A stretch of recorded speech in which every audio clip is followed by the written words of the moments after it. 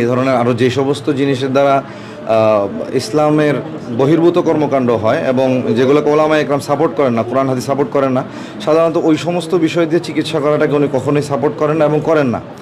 ভালো।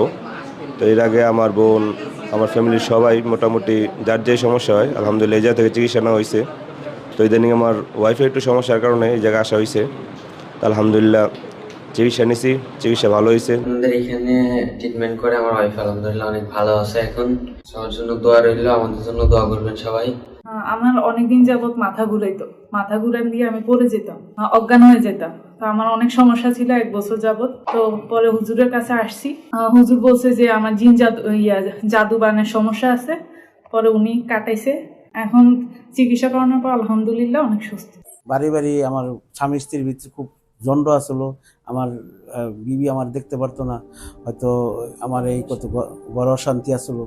এই জন্য পাইছি ইনশাল্লাহ আল্লাহ পাক ভালোই। আসসালামু আলাইকুম। ওয়ালাইকুম সালাম।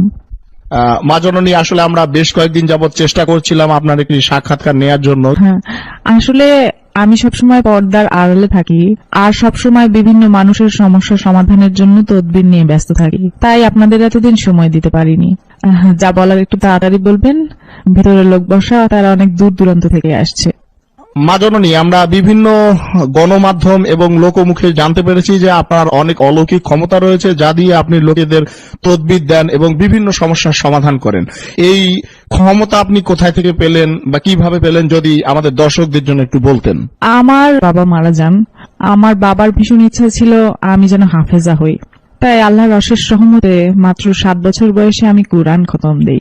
এরপর আমার 11 বছর বয়সে একদিন একজন আলেম জিনের সাথে আমার স্বপ্নযোগে সাক্ষাৎ হয়। তিনি আমাকে মানবতার সেবা করার জন্য আধ্যাত্মিক শিক্ষা ও জ্ঞান দান করেন। তারপর 12 বছর বয়স থেকে আজ অবধি মানবতার সেবায় কাজ করে যাচ্ছি। আপনি আসলে কি কি বিষয়ে তদবির দিয়ে থাকেন? যদি কোনো ছেলে বা মেয়ে কাউকে মন থেকে সত্যি ভালোবাসে, আমি চ্যালেঞ্জ করে বলতে পারি 48 ঘন্টার মধ্যেই সেই ছেলে বা মেয়ে ছুটে আসবে তার কাছে। কারো স্বামী বা স্ত্রীর মধ্যে যদি কোনো পরকীয়ার কারণে সংসারে অশান্তি হয়, 24 ঘন্টার ভিতরে সেই সংসারের সকল অশান্তি দূর করে শান্তি ফিরিয়ে দিব ইনশাআল্লাহ। এছাড়াও কারো সন্তান অবাধ্য হলে তাকে বাধ্য করা, কারো বিদেশ যাত্রায় যে কোনো ধরনের বাধা থাকলে 1 সপ্তাহের ভিতরে সব সমস্যার সমাধান করে দিব। আজ পর্যন্ত অগণিত প্রবাসী আমার দেয়া লটারির নম্বর কেটে লটারি বিজয়ী হয়েছেন এবং তাদের ভাগ্য পরিবর্তন হয়েছে। এই যে লটারি বিজয়ী হয়েছে, হ্যাঁ, এরকম কি কোনো প্রমাণ আপনার কাছে আছে? হ্যাঁ, অবশ্যই আছে। এবং যারা লটারি বিজয়ী হয়েছেন তারাও স্বীকারোক্তি দিয়েছেন। এরকম বিভিন্ন অনলাইন মাধ্যম যেমন ইউটিউব, ফেসবুক, এসব জায়গায় সার্চ করলে আপনারা স্বীকারোক্তি দিয়েছেন, এরকম বিভিন্ন ভিডিও আছে অনলাইনে।